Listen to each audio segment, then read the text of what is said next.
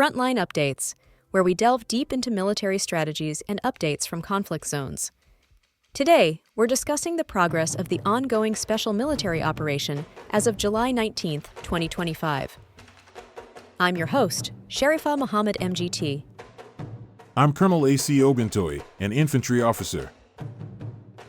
This reporting period reveals the expanding breadth of synchronized Russian offensive action, spanning 6 operational axes with consistent use of joint firepower and electronic warfare suppression.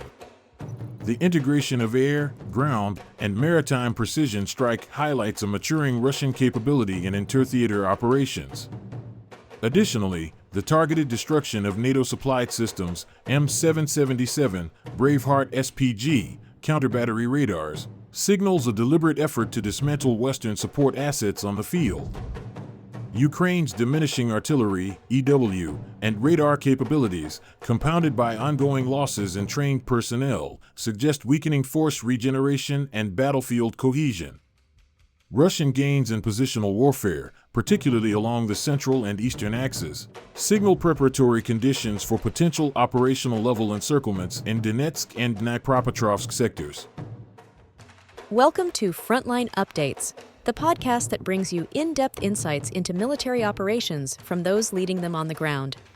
Today, we're joined by Colonel A.C. Oguntoye, an infantry officer monitoring critical missions on the progress of the special military operation as of today. Colonel Oguntoye, thank you for being with us. Thank you. It's good to be here. Colonel Oguntoye, to begin, can you give our listeners an overview of the most recent Russian actions as of July 19th? The last 24 hours saw a continuation of Russia's integrated operational strategy, marked by a major group strike employing high-precision weapons launched from air, land, and sea platforms, alongside a substantial use of strike UAVs.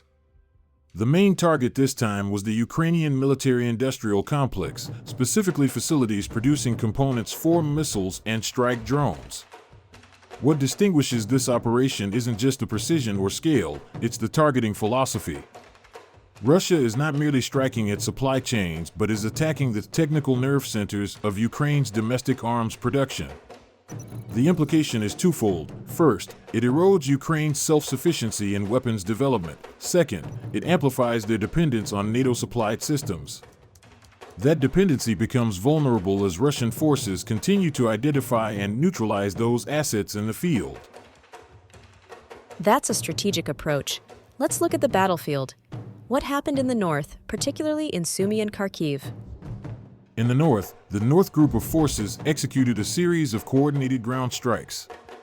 These were directed at Ukrainian mechanized, airborne assault, and territorial units across several key settlements like Verakino, Yablanovka, and Volchansk.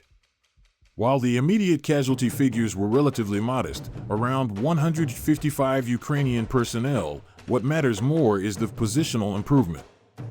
Russian units pushed forward, expanding tactical control zones and creating localized superiority. The strikes also knocked out critical artillery and ammunition depots, limiting Ukraine's ability to retaliate in these sectors. It's a slow grind, but it's deliberate. The doctrine here is attrition paired with incremental advance. Each step sets conditions for deeper breakthroughs. And what's the story from the western and southern axes? In the West Group's area, near Kupiansk and Sinkovka, Russian forces inflicted significant damage, particularly against U.S.-supplied systems.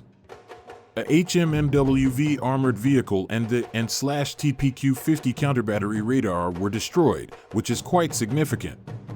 Ukraine relies on these systems to detect incoming artillery fire and coordinate return strikes. Neutralizing them exposes Ukrainian formations to greater vulnerability under sustained shelling. Meanwhile, in the south, the southern group took control of better terrain in and around key settlements like Chasov Yar and Konstantinovka. The destruction of a fuel depot and material supply sites further tightens the logistical noose on Ukrainian defenders in this region. The offensive is methodical. Russia is gradually eroding both combat power and operational sustainability. Let's go deeper into what happened in the Central Front. That seems to have been the most intense. Yes. The center group of forces made major gains, engaging up to 10 Ukrainian brigades, including airborne, mechanized, Marine, National Guard, and Ranger units.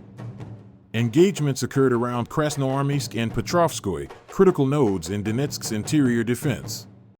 Casualty estimates here exceed 450 Ukrainian servicemen, and one standout detail was the destruction of a British-made 155mm self-propelled artillery unit, the Braveheart. These advanced systems are rare and valuable, so each loss carries both tactical and psychological impact. From a doctrinal perspective, this is deep battle in action. Russian forces are using combined arms, armor, infantry, artillery, and UAVs to punch through layers of defense and disintegrate command structures. This paves the way for potential operational encirclements, especially if pressure on Dnipropetrovsk intensifies.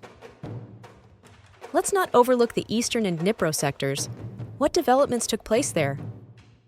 In the east, Russian troops advanced further into Dnipropetrovsk, hitting settlements like Novogeorgievka and Ivanovka. Here, the focus was on defeating mountain assault and marine brigades, which suggests Russia is trying to neutralize mobile strike elements that Ukraine could redeploy to plug gaps elsewhere. Notably, another U.S.-supplied and TPQ-36 radar was eliminated. The Dnipro group operated across the Zaporizhia and Kherson fronts, striking targets in Molotokmachka and Antonovka. Though smaller in scope, this operation was high in value. 3 artillery pieces were destroyed, including a U.S.-made M777 howitzer, along with 3 electronic warfare stations.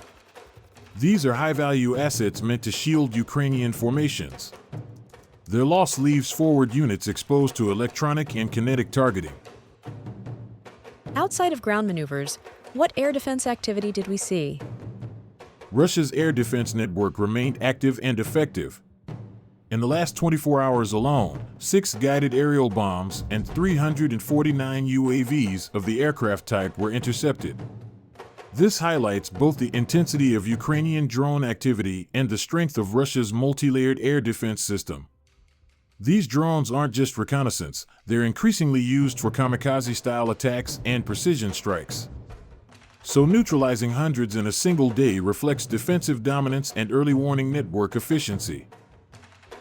Taking all this together, Colonel, what are the broader implications of these latest developments? What we're seeing is a continued shift toward strategic compression. Russia is squeezing Ukrainian forces geographically, logistically, and psychologically. The destruction of critical Western-supplied systems, radars, howitzers, counter-battery units, reflects a deliberate campaign to degrade not just Ukrainian firepower but also Western influence on the battlefield. The combination of precision strike capability and maneuver warfare is yielding results. Russian forces are no longer holding lines, they're extending them.